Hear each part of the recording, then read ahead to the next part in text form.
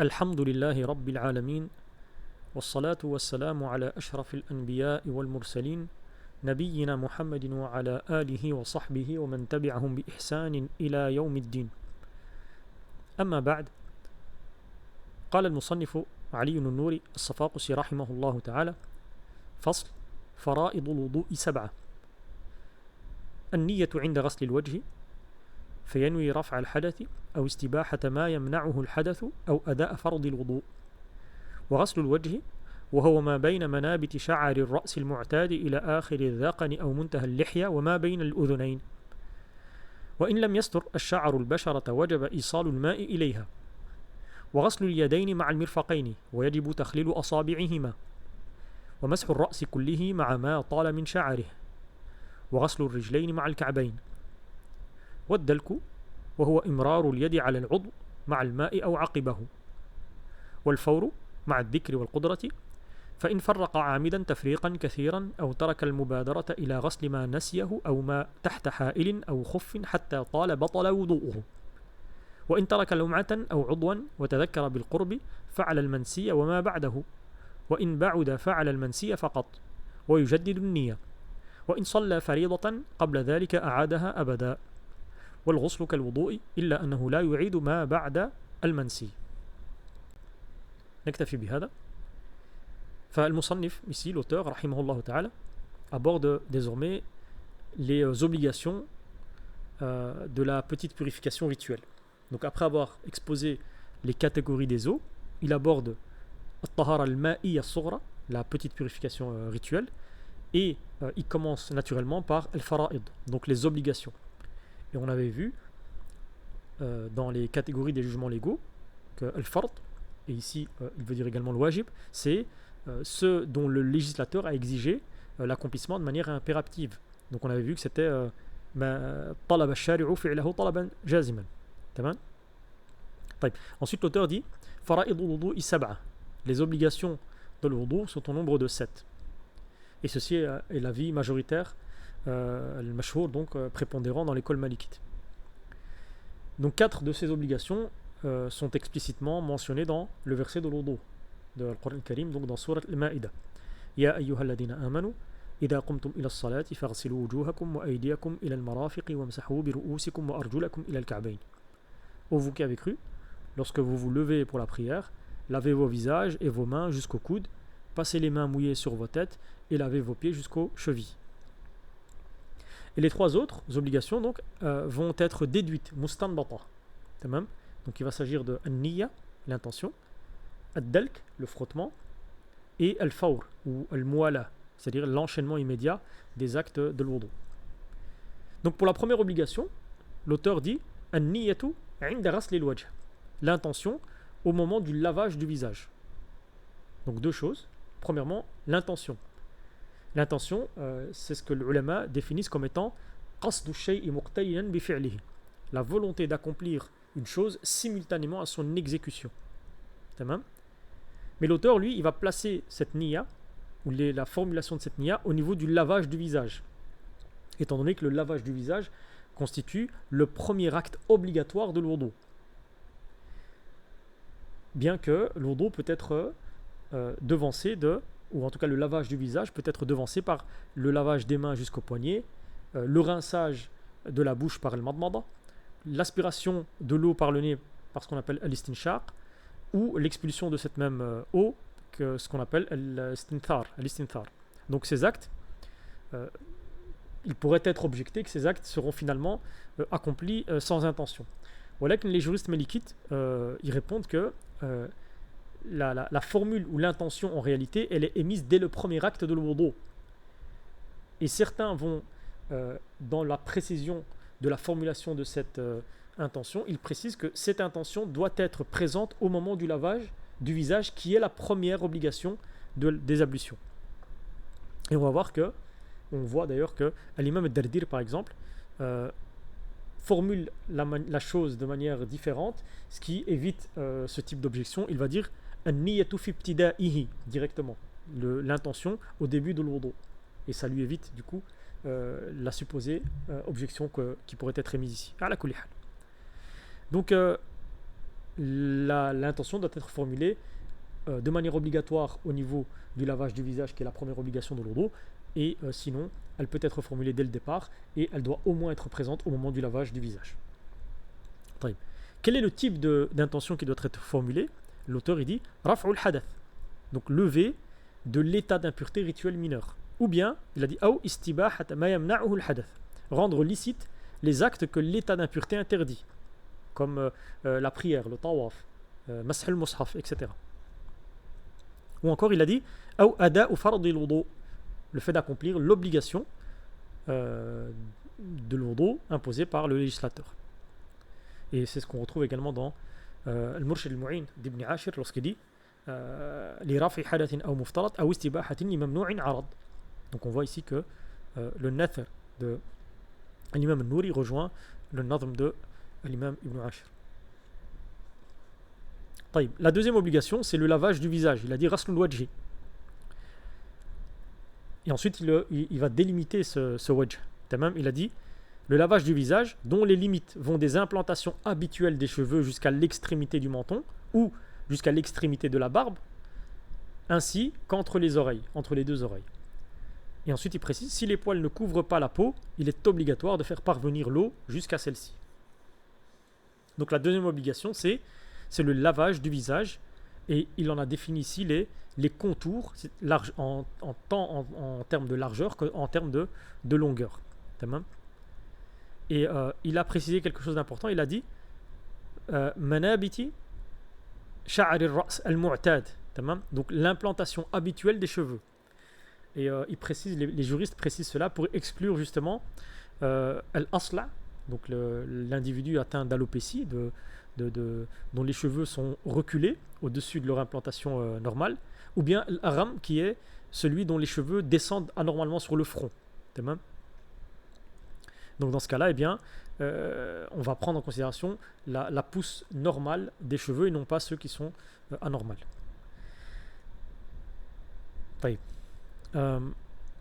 Ensuite, il a dit, donc la limite inférieure, c'est al-dhaqan. Donc la dhaqan, c'est le menton. Et sur la largeur, il a dit ma bayna al-udhunayn, entre les deux oreilles. Les deux oreilles ne font pas partie du visage. Il faut laver entre la partie du visage qui se trouve entre les deux oreilles. Ensuite, pour la barbe, il a dit wa in lam yastur ash-sha'ru al-basharata wajaba isalu al-ma' ilayha. Si les poils ne couvrent pas la peau, il est obligatoire de faire parvenir l'eau jusqu'à celle-ci. Et ici, il aborde une conception ou une catégorisation que les savants font entre al-lihyatu al-khafifa, la barbe qui est légère ou qu'on appelle également clairsemée, et la barbe al-kathifa, la barbe qui est épaisse, qui est conséquente. Et le critère de distinction entre ces deux, c'est le fait que pour l'une, les poils n'empêchent pas la vision de la peau, et pour l'autre qui est kathif, qui est importante, eh bien la peau elle est cachée entièrement par les poils. Et c'est ça le point de distinction entre l'une et l'autre, et c'est ça le point de distinction entre le khafifa et le kathifa. Lorsque la barbe elle est khafifa, clairsemée, eh bien il est obligatoire de faire parvenir l'eau jusqu'à la peau, comme l'auteur le définit ici et comme l'auteur le démontre ici, ou l'expose ici. Ensuite, la troisième obligation, le lavage des mains. Et ensuite, il précise le lavage des deux mains avec les coudes, et il est obligatoire de faire pénétrer l'eau entre les doigts des deux mains. Et le ma'a ici, donc l'auteur il précise que le lavage doit être avec les coudes, ma'a, et c'est une précision qui vient en réalité interpréter le verset ila, parce que le verset dit faire silou wujuhakum wa aydiakum ila al-marafiq, lavez vos visages et vos mains jusqu'au coude. Et chez les malikites, donc le ila ici signifie ma'a. C'est un emploi qui est connu dans la langue arabe, et on le retrouve également dans le Coran lorsqu'Allah subhanahu wa ta'ala dit wala ta'kulu amwalahum ila amwalikum, ne mêlez pas leurs biens aux vôtres. Le ila ici veut dire ma'a amwalikum, avec les vôtres. Donc on voit que le ila il peut avoir comme définition ma'a.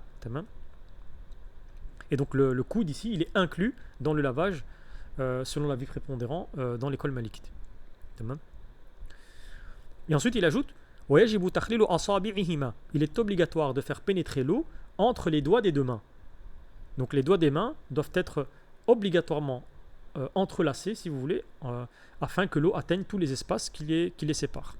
Et on verra que pour les orteils, les doigts de pied, entre guillemets, cela ne relève pas du même jugement. Tamam. En quatrième obligation, l'essuyage complet de la tête. L'auteur dit l'essuyage de toute la tête, ainsi que des cheveux qui en dépendent, même lorsqu'ils sont longs. L'auteur y précise donc dans la doctrine malikite, on ne se suffit pas d'essuyer une partie. Donc ce qui est obligatoire n'est pas seulement une partie de la tête, mais bien toute la tête. Donc dans la perspective malikite, dans le verset le ba ici, il a pour sens l'adhérence. Parce que le ba peut avoir plusieurs significations. Et ce qui est retenu chez les malikites, c'est que le ba ici, il a l'ilsaq, l'adhérence. Et c'est d'ailleurs le sens fondamental de le ba, il a l'ilsaq, comme cela est attribué à l'imam Sibawi. Ensuite, cinquième obligation, pour revenir donc à l'essuyage de la tête, il dit ainsi que les cheveux qui en dépendent, même lorsqu'ils sont longs. Donc les cheveux, lorsqu'ils retombent de la tête, eh bien, il est obligatoire de les essuyer également, quelle que soit leur longueur. Même s'ils sont longs, eh bien, il faut que ces cheveux soient essuyés avec le reste de la tête. Ensuite, il dit cinquième obligation, le lavage des pieds. L'auteur il dit le lavage des deux pieds avec les deux chevilles. Il a dit ma'al ka'bayn. Al-Ka'b, vous savez tous que Al-Ka'b c'est la cheville, donc c'est l'os saillant situé au niveau de l'articulation entre la jambe et le pied. La sixième obligation, ad-dalk. Et d'ailleurs l'auteur va définir le dalk, il va dire وَهُوَ إِمْرَارُ الْيَدِ عَلَى الْعُضْوِ مَعَ الْمَاءِ أَوْ عَقِبَهُ. Donc ça consiste à faire passer la main sur le membre avec l'eau ou immédiatement après. Et ici, ce qui est voulu par la main dans la définition, c'est la paume de la main. Et l'opération ici de l'delk, elle s'effectue soit simultanément au moment du versement de l'eau sur le membre, soit immédiatement après. Bien que la première manière, c'est-à-dire le frottement simultané avec l'écoulement de l'eau, c'est le plus méritoire. Wallahu a'lam. Septième obligation, la continuité, al-fawr. L'auteur dit wal-fawru ma'a dhikri wal-qudrati. Donc les juristes, ils entendent par al-fawr le fait d'accomplir les différents actes de l'wudu dans un même laps de temps, sans interruption prolongée. Et cette obligation, elle est soumise toutefois à deux conditions. La première, dhikr, donc le fait de s'en souvenir, et al-qudra, la capacité de l'accomplir. Et c'est pour ça que l'auteur dit al-fawru ma'a dhikri wal-qudrati. Aussi l'emploi du terme al-fawr par l'auteur, on retrouve chez d'autres jurisconsultes, chez d'autres juristes, le terme al-mu'ala. D'ailleurs, c'est celle-ci qui est utilisée par l'imam al-Dardir, qu'il a jugé préférable. Parce que al-fawr peut laisser croire que ce qui est demandé, c'est de se hâter dans l'accomplissement de l'wudu, alors que ce n'est pas le sens recherché ici. De la même manière, il peut laisser entendre qu'il faut accomplir l'wudu dès l'entrée du temps de la prière, ce qui n'est pas davantage le sens voulu ici. Et c'est pour ça que l'imam Dardir, rahimahullah ta'ala, ainsi que d'autres juristes, ils vont préférer l'emploi du terme al-mu'ala, c'est-à-dire, et c'est la raison d'ailleurs pour laquelle les ouvrages de jurisprudence utilisent tantôt le terme fawr, tantôt le terme mu'ala. Maintenant, il a évoqué quelques règles relatives à cette notion de mu'ala, de l'fawr. Il a dit فَإِنْ فَرَّقَ عَامِدًا تفريقا كثيرا أو ترك المبادرة إلى غسل ما نسيه أو ما تحت حائل أو خف حتى طال بطل وضوءه.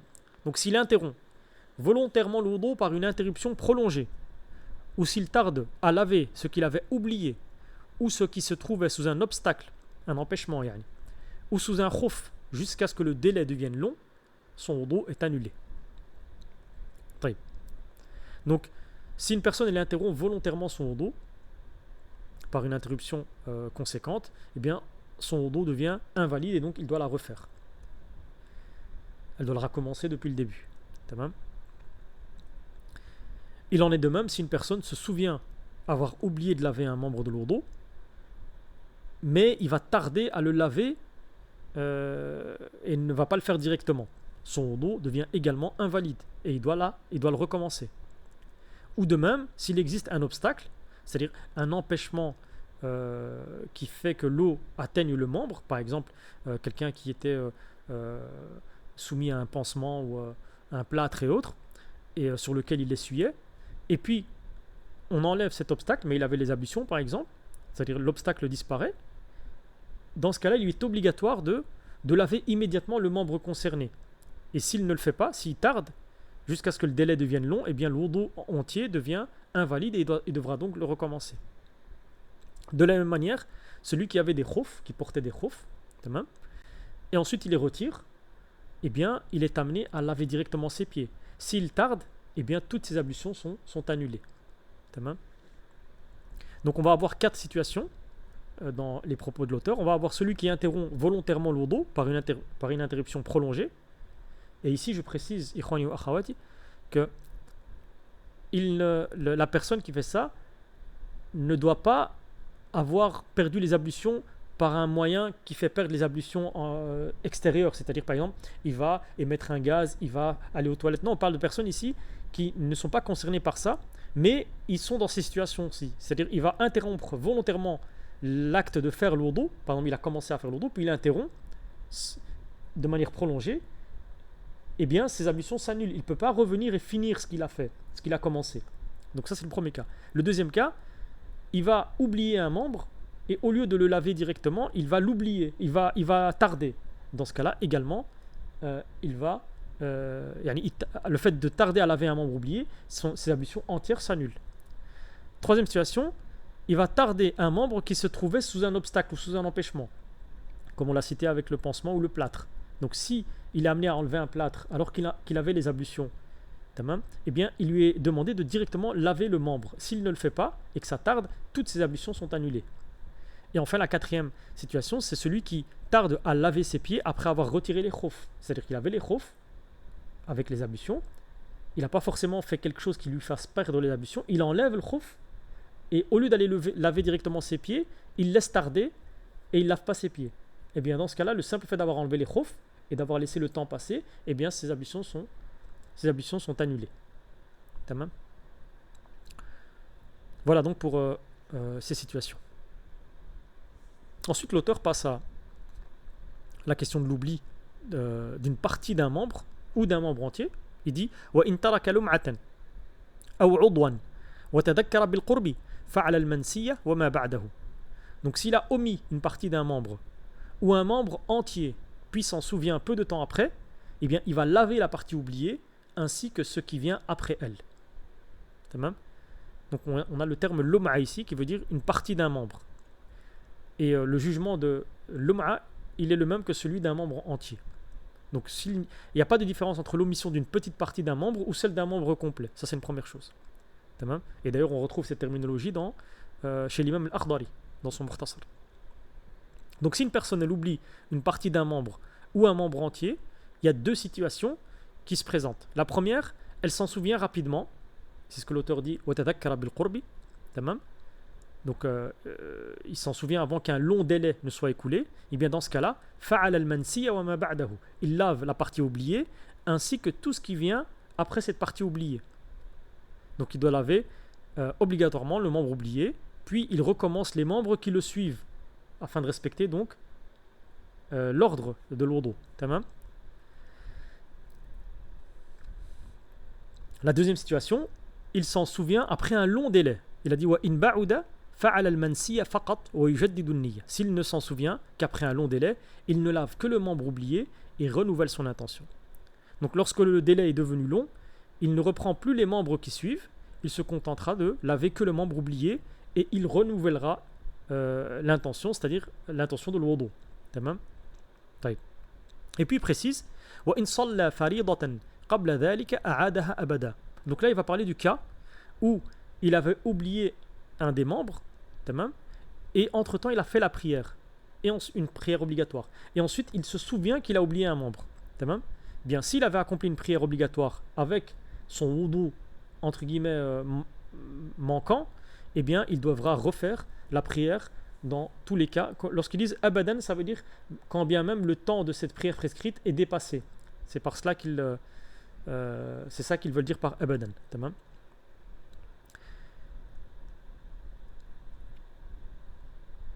Donc abadan veut dire que le temps légal de cette prière soit encore présent ou qu'il soit déjà écoulé.